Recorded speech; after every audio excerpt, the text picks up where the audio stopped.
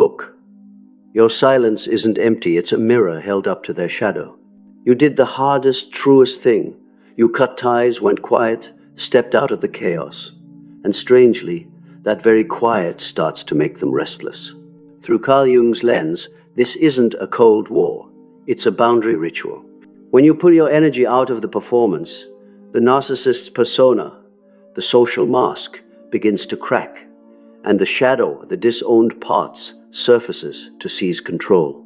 Jung warned that what we don't make conscious will rule our lives as fate. In a narcissist, that looks like a hunger for validation and a terror of being rendered irrelevant. Your no contact hits that wound exactly. Why do they still make moves after you've disappeared? Because with an inflated ego structure, their sense of self has revolved around steering your reactions. When the emotional supply shuts off, their brain launches an ego rescue mission, baiting for attention, reasserting control through confusion and guilt, rewriting the story to preserve their image, and testing boundaries with subtle knocks. All of it is the activation of a complex, an unconscious bundle of feelings and beliefs. They can't stand that you've become the center of your own life. This video, here's what narcissists are secretly planning behind no contact.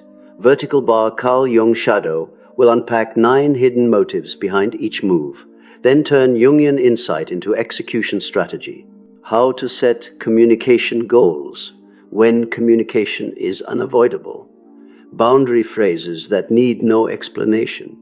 And journaling prompts that keep you steady against every trigger tactic. Stay to the end, and you leave with a clear map.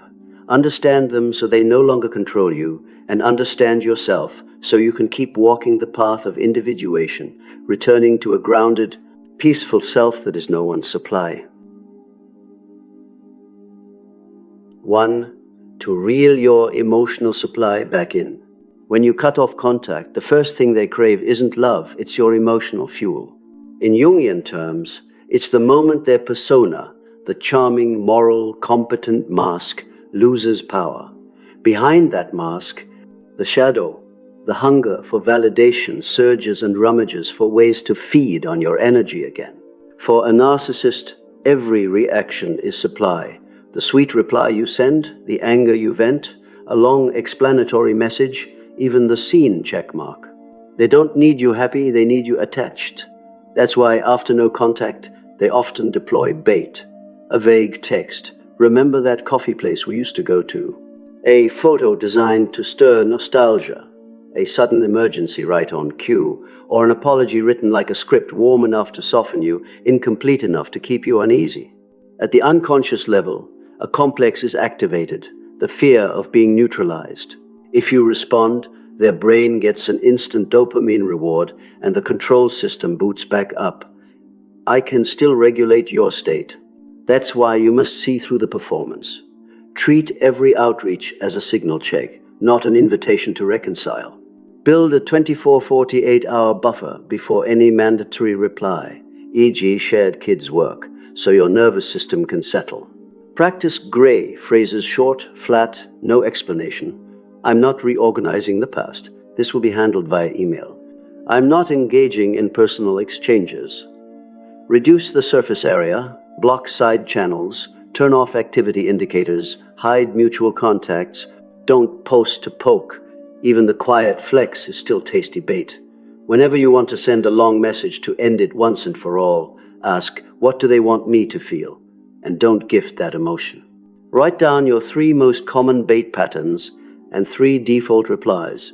Put them somewhere visible. When triggered, say an anchoring line out loud. Clarity needs no audience. My peace needs no proof. Remember, as Jung warned, what we don't make conscious rules us like fate. If you don't name the supply game, you'll unconsciously play it. No contact isn't just muting notifications, it's a ritual of restoring psychological sovereignty. You unplug from someone else's stage and plug back into your own life.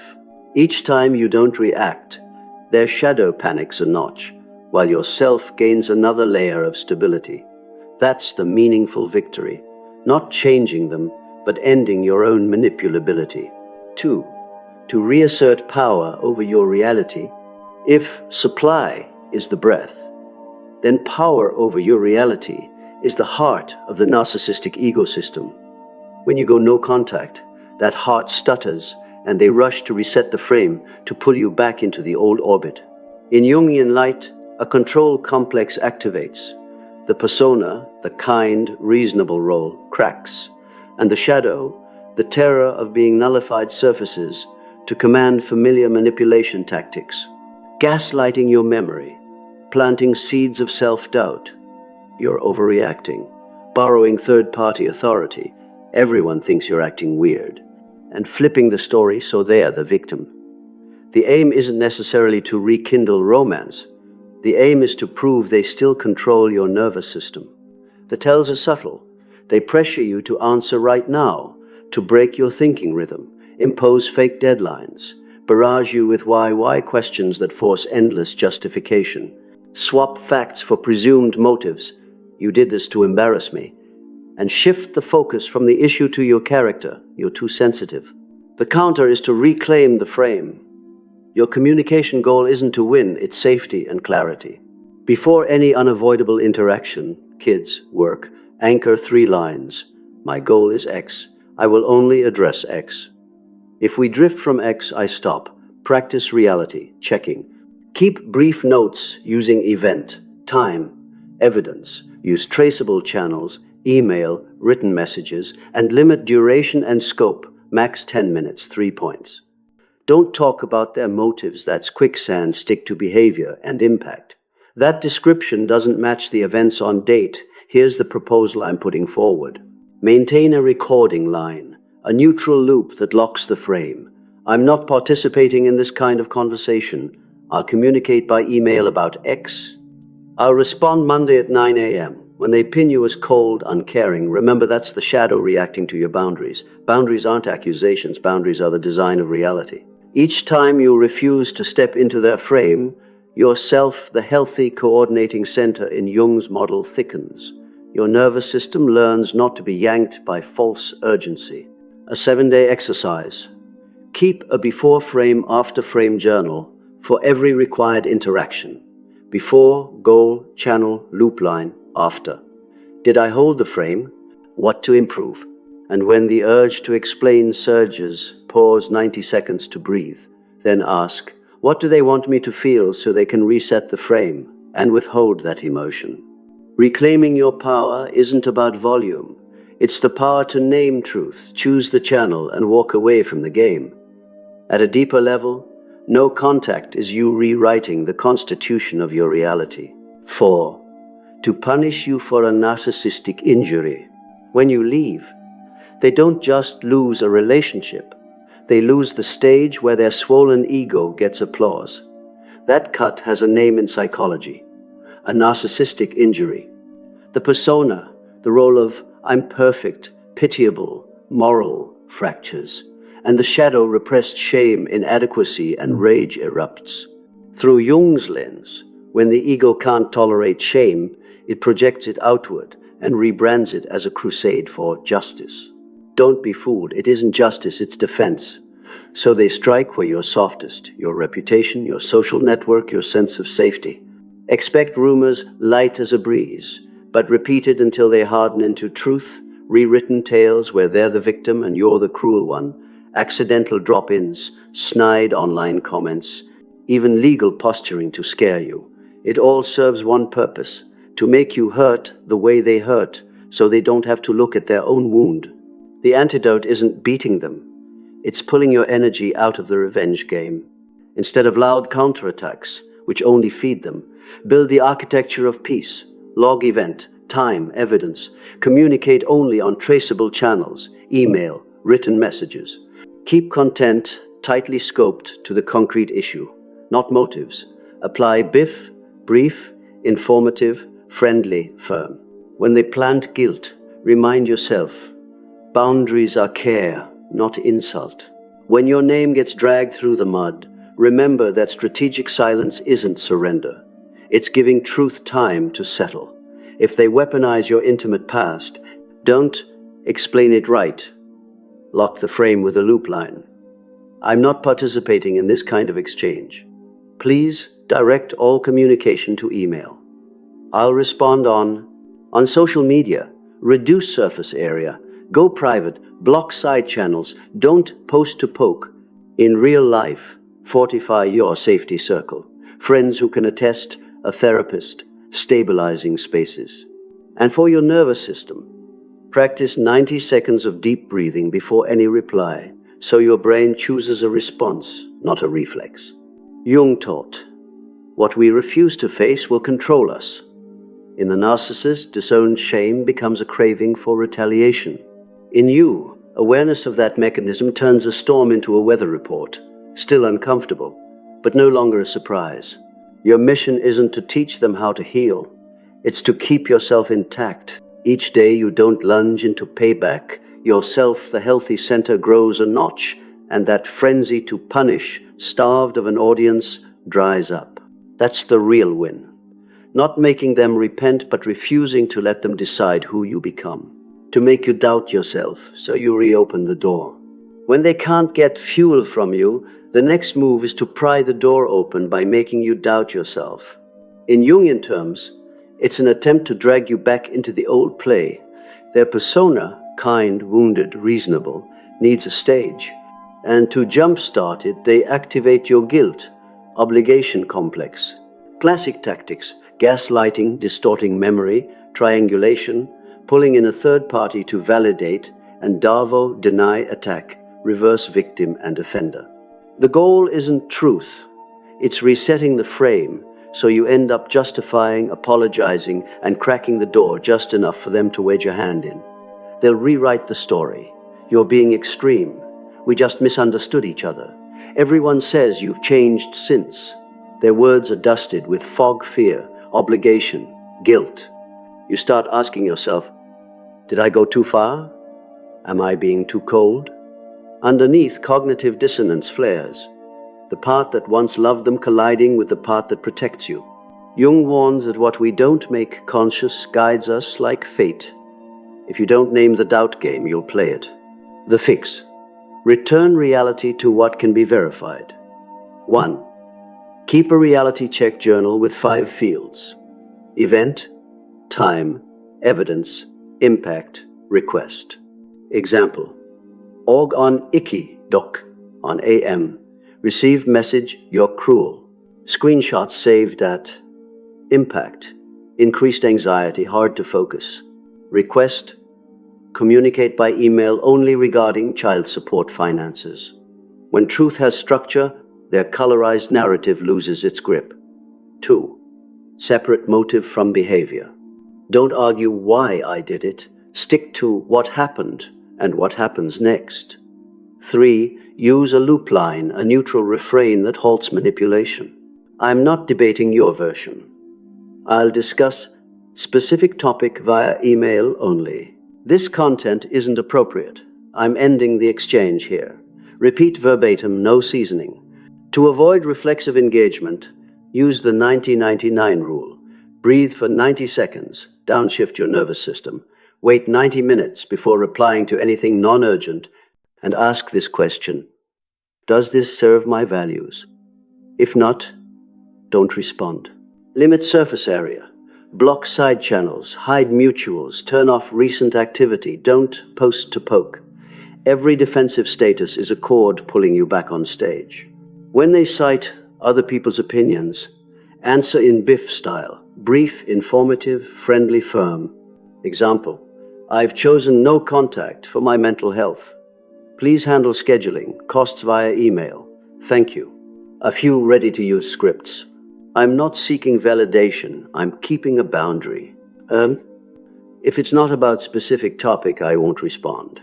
I don't accept victim-offender role reversals. I have no further explanation to provide. Finally, write a 3-line personal pledge and read it each morning. My worth requires no defense. Clarity lives in facts, not arguments. My peace is not a revolving door. You don't need to win in their story. You just need to stop being a character in it.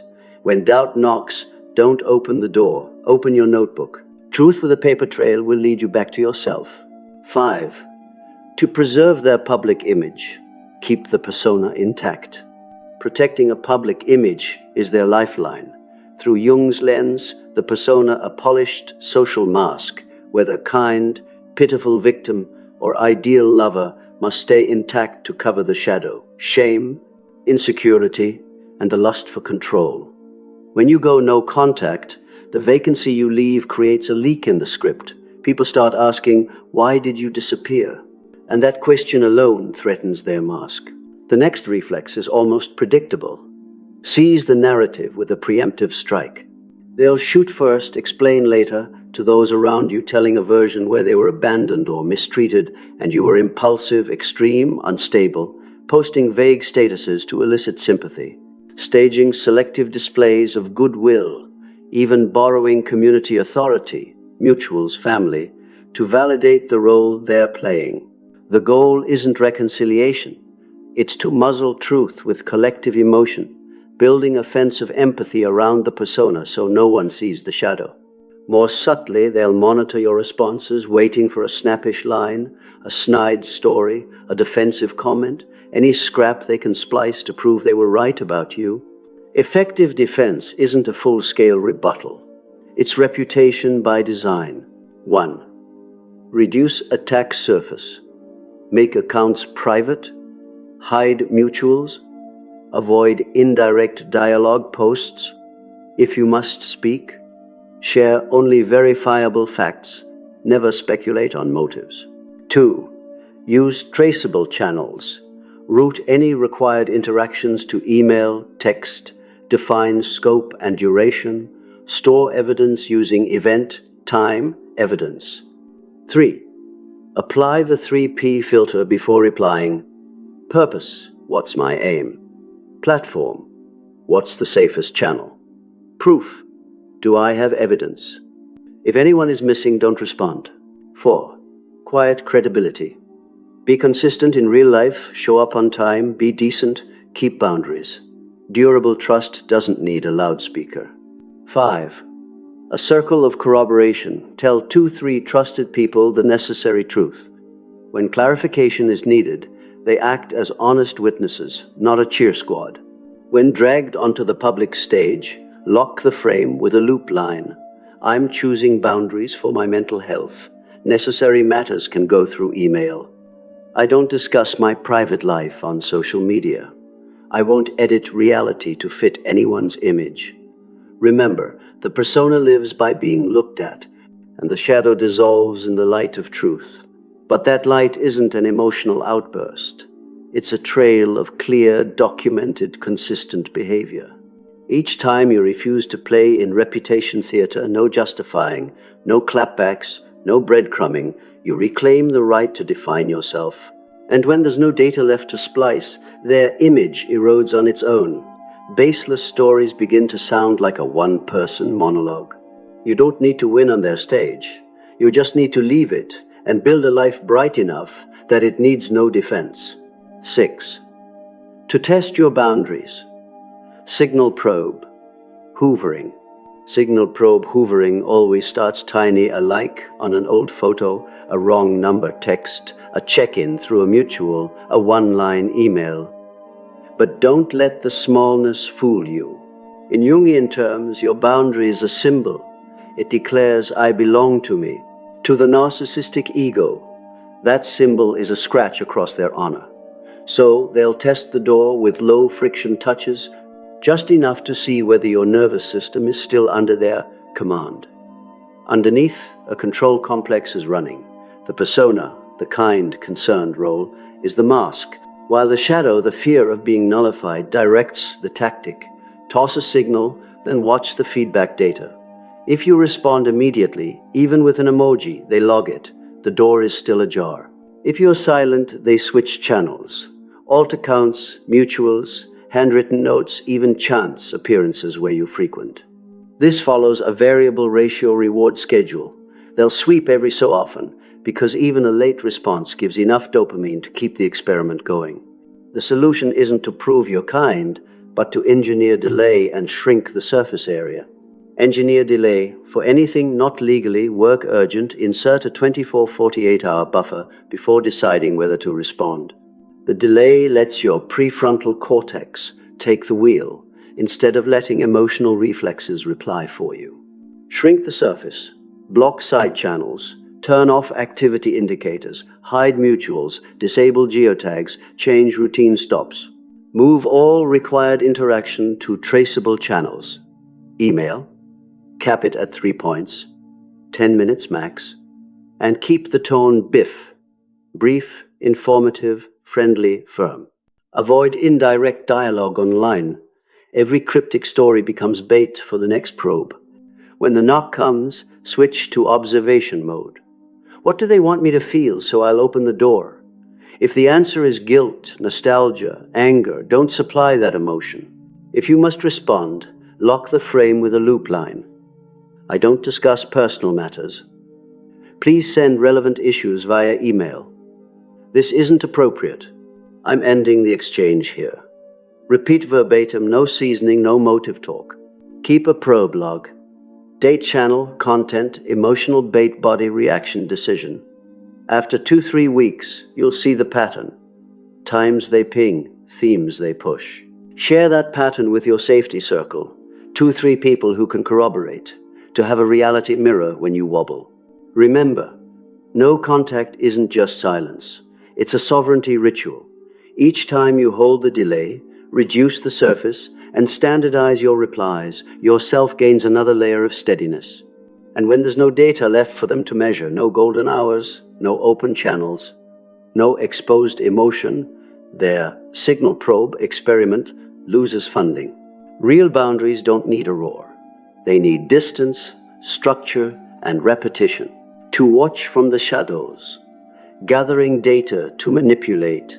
When they lose direct control, they switch to watching from the dark, collecting data as a substitute for power. Through a Jungian lens, a control complex is activated. The persona puts on a kind, I've moved on face, while the shadow, the fear of being neutralized, tries to regain agency by knowing everything about you. The tactics are familiar. Combing your socials, old posts, friend lists, stories, deploying flying monkeys, mutuals coached to check in and relay messages, creating burner accounts to just look, or sending those harmless check-ins. Hope you're well, to take your emotional pulse. The goal isn't care, it's a weakness map. What trips your wires? Jealousy, nostalgia, guilt. Your daily rhythm, online times, places you frequent, and gaps in your support system, who's easily swayed. They piece together scraps to coordinate 3 things: the timing of the Hoover, the smear storyline, and the emotional levers. If you post to poke, every line can be clipped and pasted as proof that no one knows you like they do, and just like that, they've moved back into your head. The counter isn't hiding. It's shrinking your data surface and upgrading the quality of your evidence. 1. Digital hygiene. Set accounts to private. Hide friend lists. Turn off active seen indicators. Restrict who can tag you.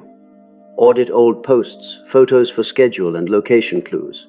Revoke sketchy app access. Enable 2FA and switch to long passphrases. Check shared devices, work computers, other people's browsers. 2. Stop posting to poke.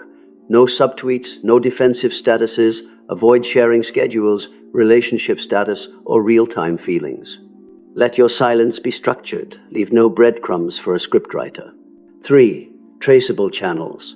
If contact is unavoidable, kids, work, route everything to email. Reply in brief, informative, friendly, firm. Max 3 points, 10 minutes. Skip motives, stick to facts and proposals. 4. Pact with your safety circle. Tell 2-3 trusted people the ground rules. No relaying messages, no personal updates on my behalf. If someone says they asked about you, use this script. I don't share personal matters. Please don't pass messages. Thanks. In 5.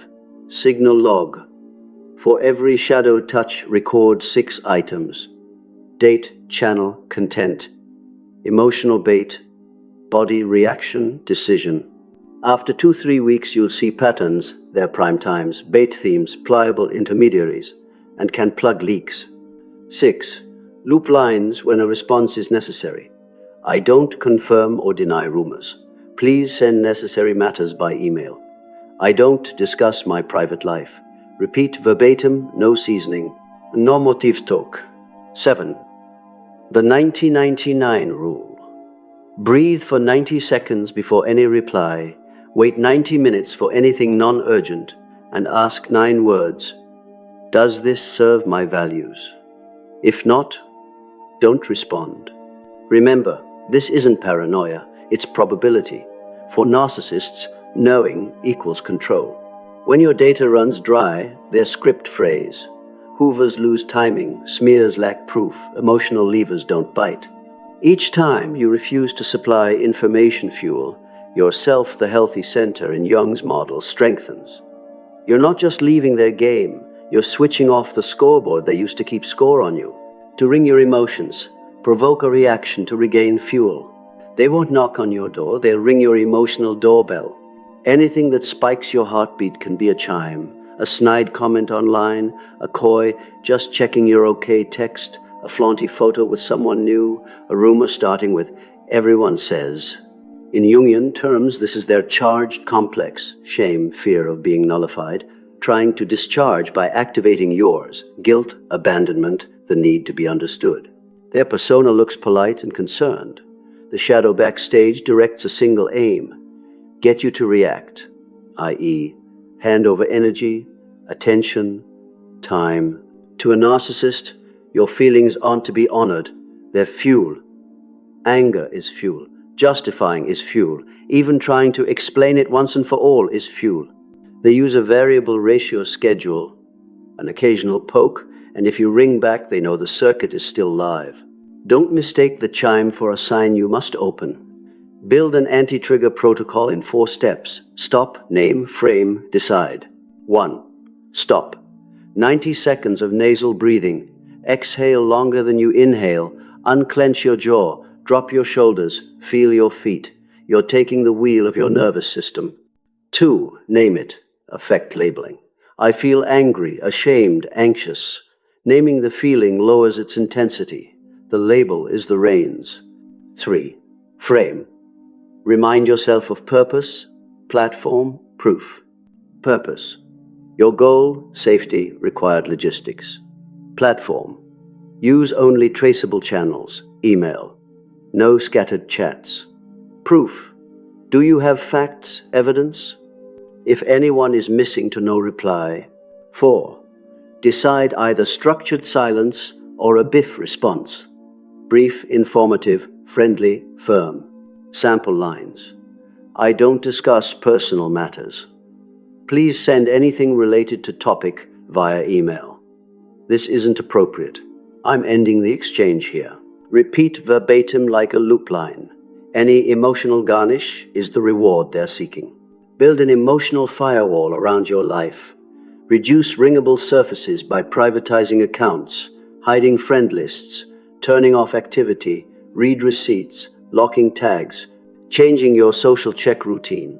2 windows, day, 15 minutes each, and not posting to poke. Every cryptic status is a bell hung in advance. Map your body. When triggered, where do you feel it? Hot chest, tight gut, clenched jaw. Write your 3 early signs and 3 immediate actions. Drink water, 5-minute walk, call someone in your safety circle. Keep a trigger journal.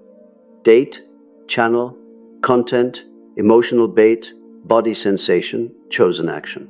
After 2-3 weeks, you'll spot the pattern. Their prime ping times, favorite themes and phrases that soften your guard. Knowing the pattern, put your hand on the bells off switch. Finally, remember, calm isn't apathy. Calm is the choice not to perform. In Jung's language, every time you withhold a reaction, their shadow loses the stage, while yourself, the healthy center, strengthens. The bell may ring, but you are not the doorkeeper. You are the key holder. And the key is named delay, structure, consistency. To prove you can't survive without them, They hold a near religious belief that they're irreplaceable, and when you leave, that belief is threatened at the root, so their instinctive move is to stage an emotional courtroom to prove you can't live without them.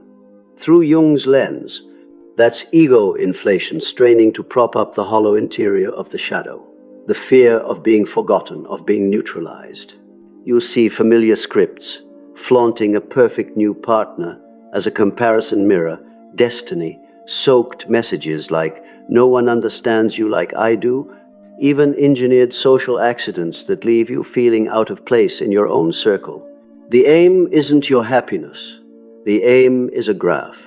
One slip, one sleepless night, one vulnerable post, enough evidence to reinforce their myth of indispensability. At the unconscious level, an abandonment complex in them is activating its counterpart in you: loneliness, guilt, the longing to be truly understood. The way to break the spell isn't arguing right versus wrong. It's living proof. Instead of proving yourself online, easy to cut and splice, show your own nervous system the markers of recovery. Sleep enough, eat regular meals, move your body moderately, work at a steady cadence, connect with good people. Keep a 14-day energy journal. Each night rate 110 for 4 items: sleep, movement, connection, meaning. As the curve rises, your brain relearns a simple, powerful truth: I'm doing well because of me. For unavoidable communication, use BIF: brief, informative, friendly, firm. Don't explain motives, don't bite the destiny bait, and don't enter the who understands whom performance. Ready scripts. I don't discuss personal matters. Please send necessary items by email. This content isn't appropriate. I'm ending the exchange here. Keep a 24, 48-hour delay for anything non-urgent, because their lifeline is your instant reaction. If they parade their happiness, treat it like targeted advertising, not data about your value. If they prophesy you'll regret this, name it for what it is: projection of their own fear. Jung reminds us, what we don't make conscious controls us like fate, so be conscious that you don't have to perform to be free. Each time you choose small, steady actions: going to bed on time, declining a vague conversation, finishing an unfinished task yourself, the healthy center grows, and the myth that without them you'll collapse decays on its own. You don't win with a cutting status update, you win with a durable, ordinary life. And that's the one answer they can't cut and paste. You're still breathing, still walking, still blooming without them. Your silence isn't a void, it's a sovereign boundary. And after everything we've unpacked, from the hunger for supply, the urge to reassert control, the rage of narcissistic injury, to the rewriting of the story, persona maintenance, boundary testing, data snooping, emotional doorbell ringing, and the myth that you'll collapse without them, one thing is clear: their behavior has a pattern. Once you see the pattern, you don't have to live in surprise. You choose response over reflex. You choose truth over script. You choose yourself. Through a Jungian lens, this isn't just a survival strategy. It's a path of individuation. Each time you refuse the power game, you return energy to the self, the healthy center within. Each time you log facts instead of arguing motives, you bring reality back to what can be verified. Each time you use a neutral loop line: I'm not participating in this kind of conversation. Please handle this by email. You're redesigning the frame of your life.